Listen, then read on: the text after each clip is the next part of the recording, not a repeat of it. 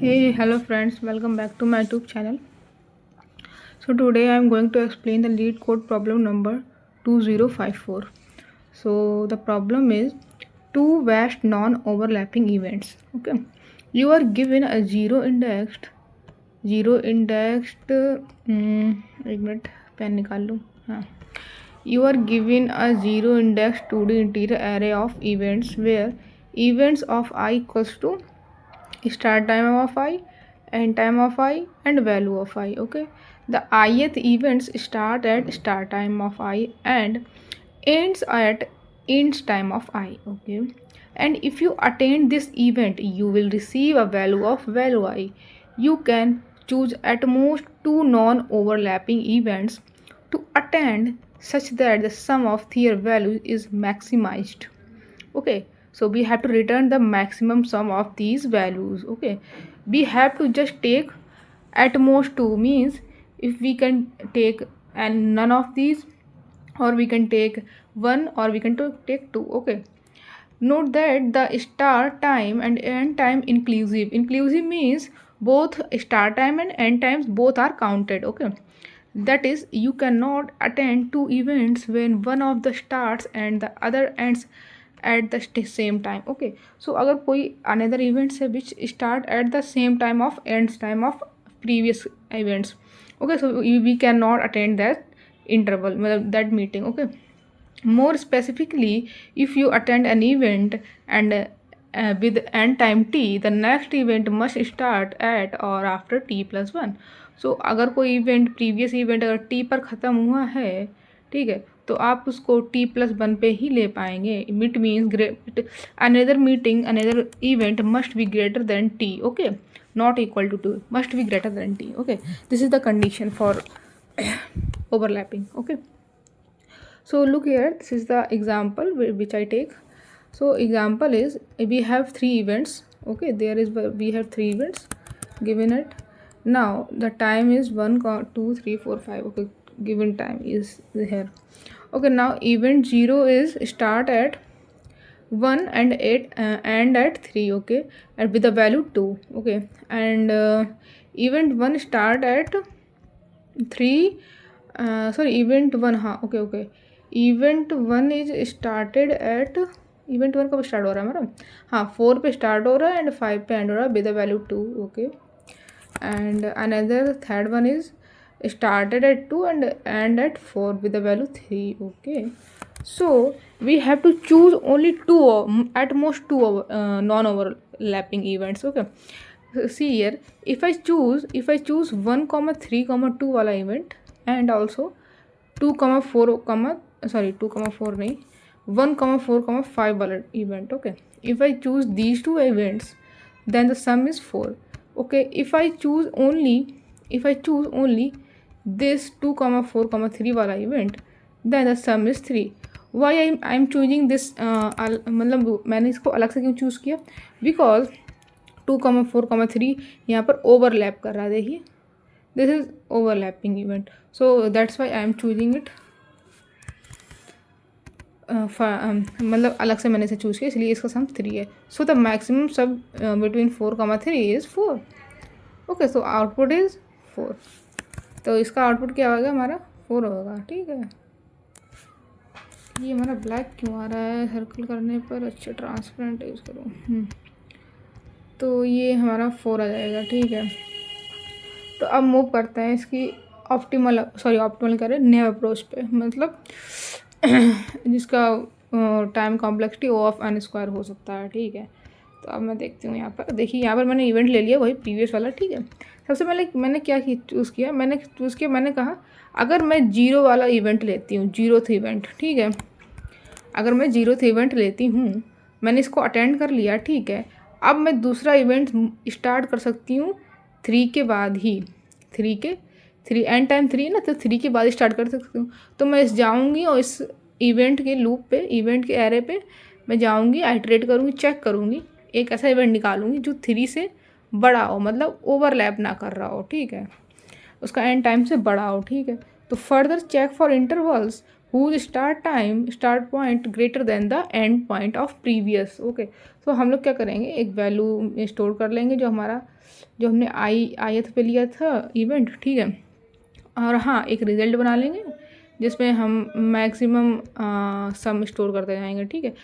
ठीक है, अब हम आगे बढ़ेंगे और दूसरा भी हमें फॉर लूप चलाना पड़ेगा। एक फॉर लूप हमारा ये हो गया ith मैंने चूज़ कर लिया, क्योंकि 2 चूज़ करने हैं ना, ठीक है, मतलब एट मोस्ट 2 चूज़ करने हैं, ठीक है। और हमने एक जे के लिए चलिए, इसमें हम क्या करेंगे, अगर आई हमारा इक्वल टू 0 हो गया, एक मिनट, अगर आई मेरा इक्वल टू जे हो गया, मतलब वही इवेंट पे आ गया ना, तो हमें इसको स्किप करना पड़ेगा। We have to skip it, skip कर दो इसको, ठीक है, ज़्यादा मेहनत मत करो इस पर अब, ठीक है। अगर ओवरलैपिंग आ गया, ठीक है, तो भी हमें स्किप करना पड़ेगा, ओवरलैपिंग भी हमको नहीं चाहिए, ठीक है, वो भी स्किप कर दो, ठीक है।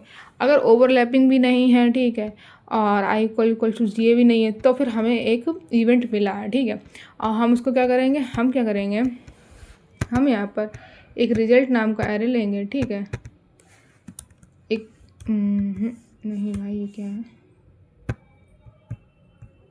हाँ, एक रिजल्ट नाम का एरे लेंगे, ठीक है, उसमें मैक्स वैल्यू स्टोर करेंगे रिजल्ट की, प्लस वैल्यू, प्लस ये तो वैल्यू हमारा ith वाला, ठीक है, और जो jth इवेंट पे हमने लिया है इवेंट, उसका लेंगे इवेंट्स ऑफ जे ऑफ 2 में हमारी वैल्यू, इसीलिए मैंने लिया है, ठीक है। तो हम स्टोर कर लेंगे, ठीक है, और जो भी रिजल्ट में आएगा वो मैक्सिमम स्टोर करते जाएंगे, ठीक। तो ये हमारी OFN अप्रोच हो गई है, काइंड ऑफ OFN अप्रोच, ठीक है। एंड ये OFN अप्रोच हमारी काम नहीं करेगी,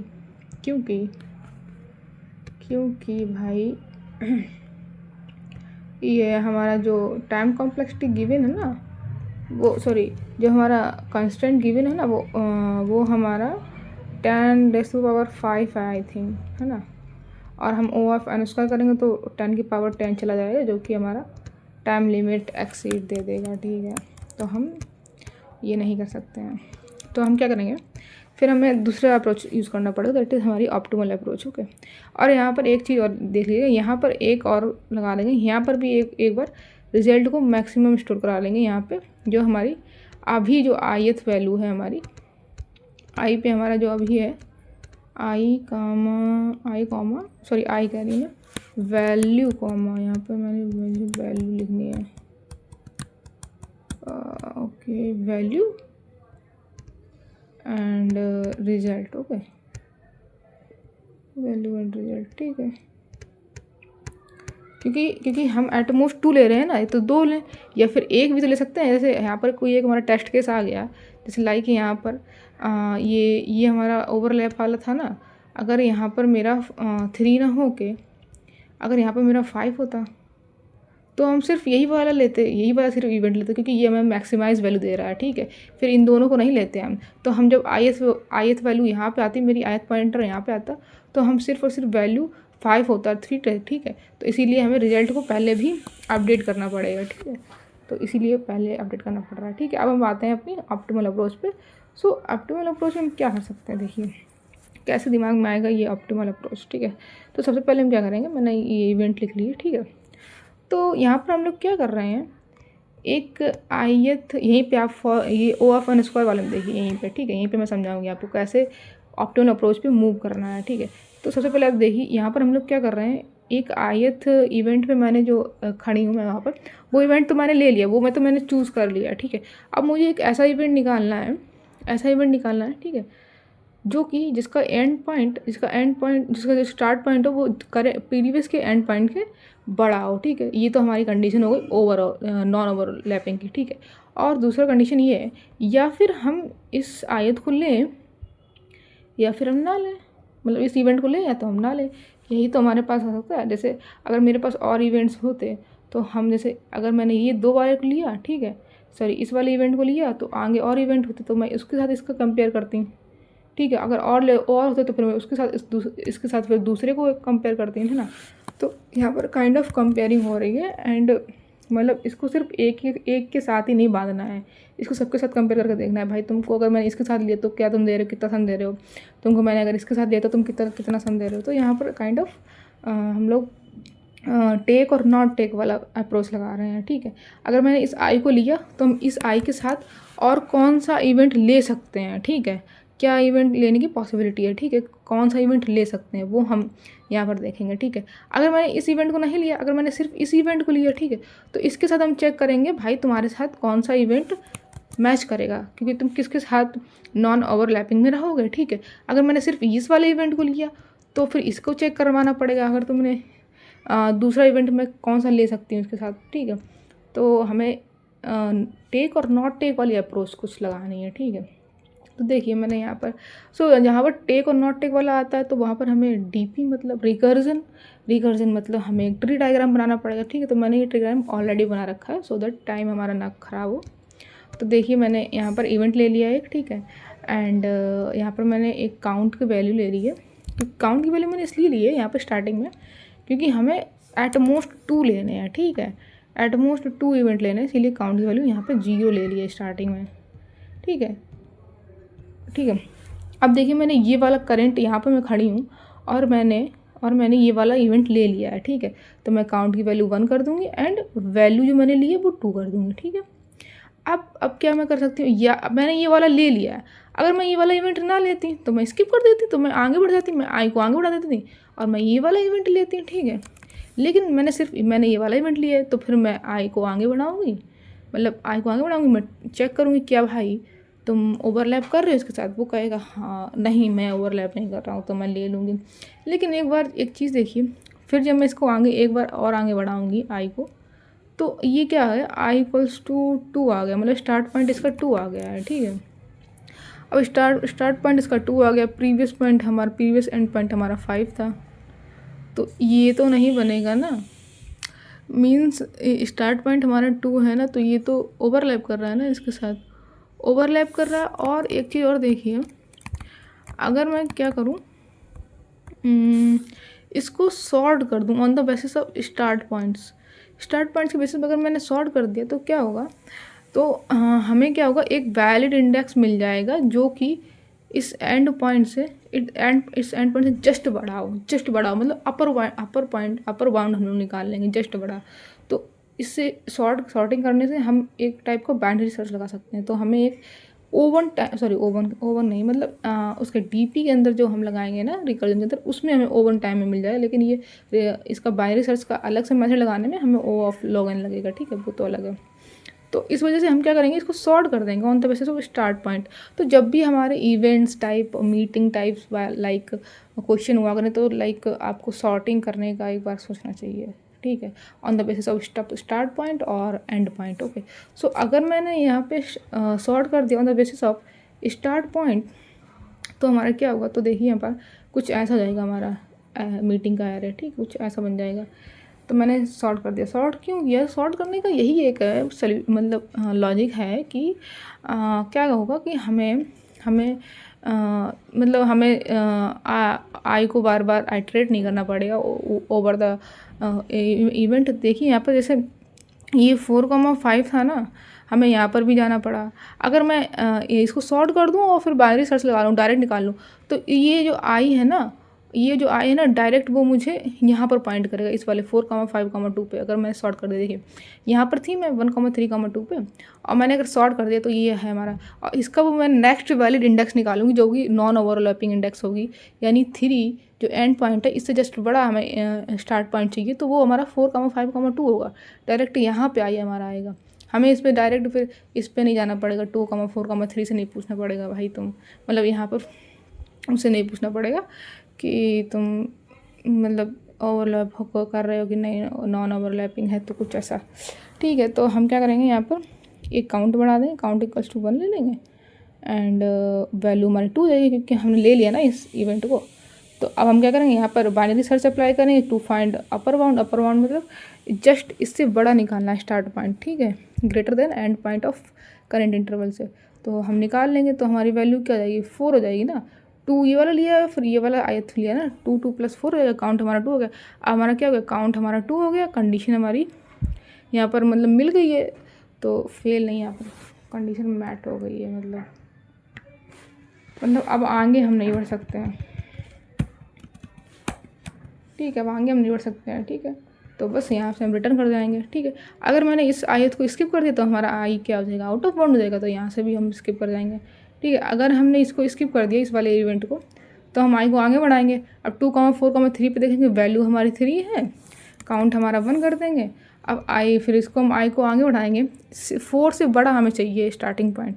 4 से बड़ा स्टार्टिंग पॉइंट हमें क्या मिल पाएगा इस इवेंट में, फर्दर नहीं मिल पाएगा। जब बाइनरी सर्च लगाएंगे तो वो हमारा आई इक्वल्स टू एन हो जाएगा। ठीक है, तो ये आउट ऑफ बाउंड हो गया, फिर ये भी हमारा हट जाएगा। ठीक है, अगर हमने इस आई को स्किप कर दिया इस वाले इवेंट को, तो हमने अगर इस वाले इवेंट को लिया तो हमारी क्या होगी, वैल्यू हमारी 2 हो गई, काउंट हमारा 2 हो गया, क्योंकि हमने ये वाला लिया था। एक कहाँ गया, एक मिनट, इसको मैंने स्किप किया था, इस वाले इवेंट को लिया था।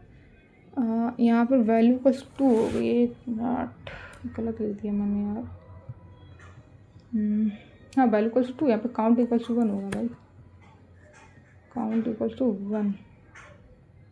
और फिर इसको फर्दर मैं बाइनरी सर्च लगाऊंगी निकालने के लिए, तो ये आई इक्वल्स टू एन दे देगा, जो कि आउट ऑफ बाउंड हो जाएगी हमारी। तो यहाँ पर भी सेम कंडीशन आएगी, इसकी भी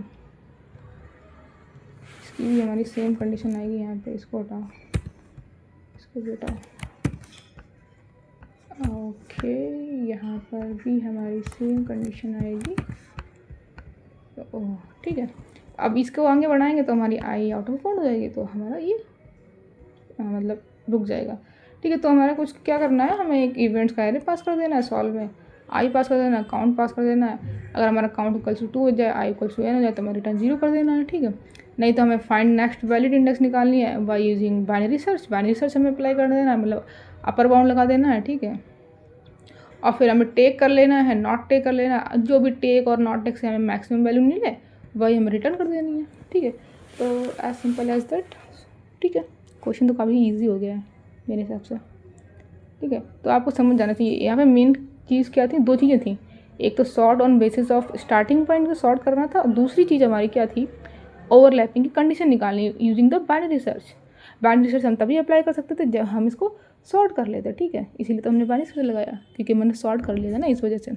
और सॉर्ट क्यों किया, सॉर्ट इसीलिए किया क्योंकि हम बाइनरी सर्च लगा सकते थे इस पर, मतलब हमें नेक्स्ट वैलिड इंडेक्स निकालने में आसानी हो जाएगी, वरना हम आई प्लस प्लस करके निकालते रहेंगे। मतलब यहाँ पे हम चेक करेंगे आई को 4,5,2 पे आएंगे, और फिर हम चेक करेंगे कि मतलब यहाँ पे आएंगे 4,5,2 में आएंगे, फिर हम चेक करेंगे कि इसकी नेक्स्ट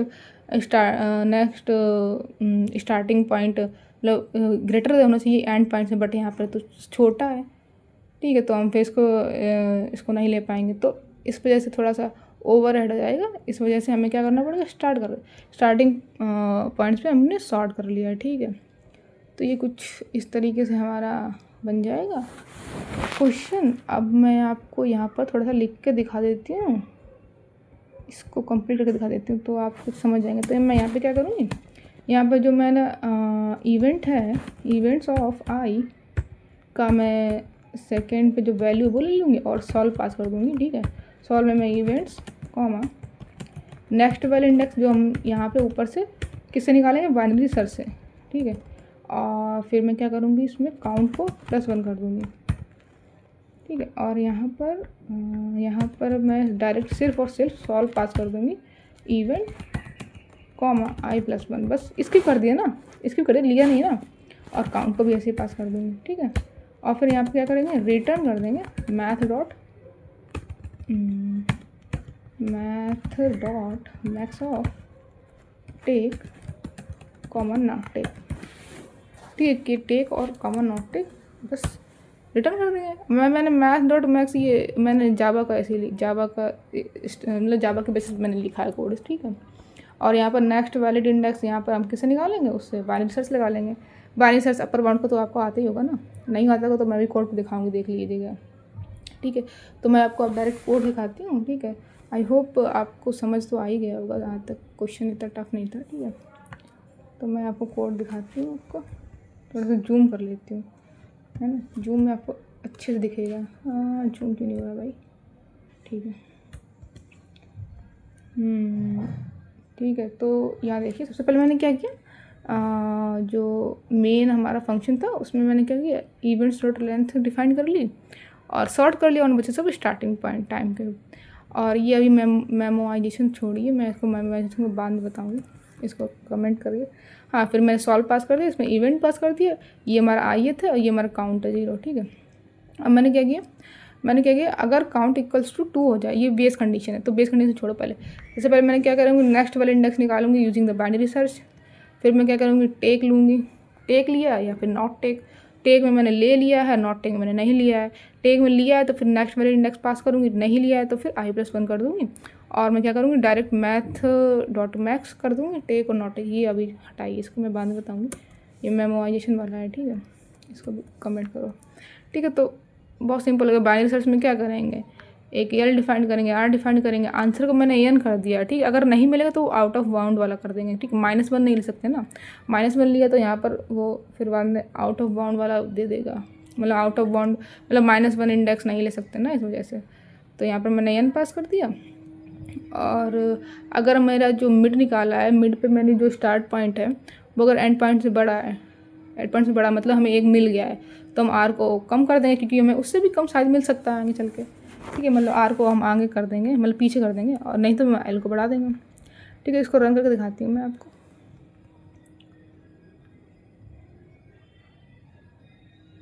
रन हो गया भाई। अच्छा, मैंने TLE वाला भी टेस्ट केस इसमें ले रखा है, 1 मिनट इसको हटाओ।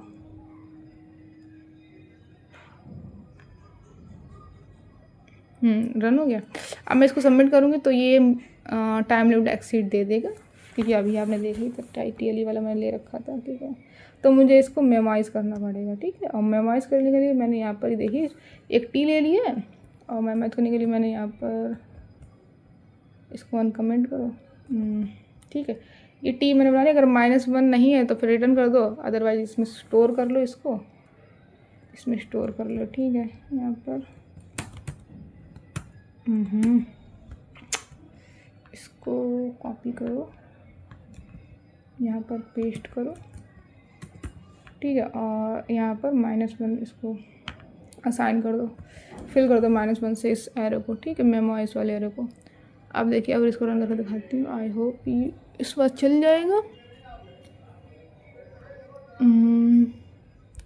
ठीक है। हाँ, रन हो गया। अब मैं इसको सबमिट करके दिखाती हूँ आपको। सो ये सबमिट हो जाएगा, 1 मिनट। हाँ, ये सबमिट हो गया, ठीक है। Okay, so I hope you understand the question. So question अच्छा था, ठीक है, टफ ही नहीं था, मतलब मीडियम मार्क करने लायक ही था, ठीक है। Thank you for watching my video.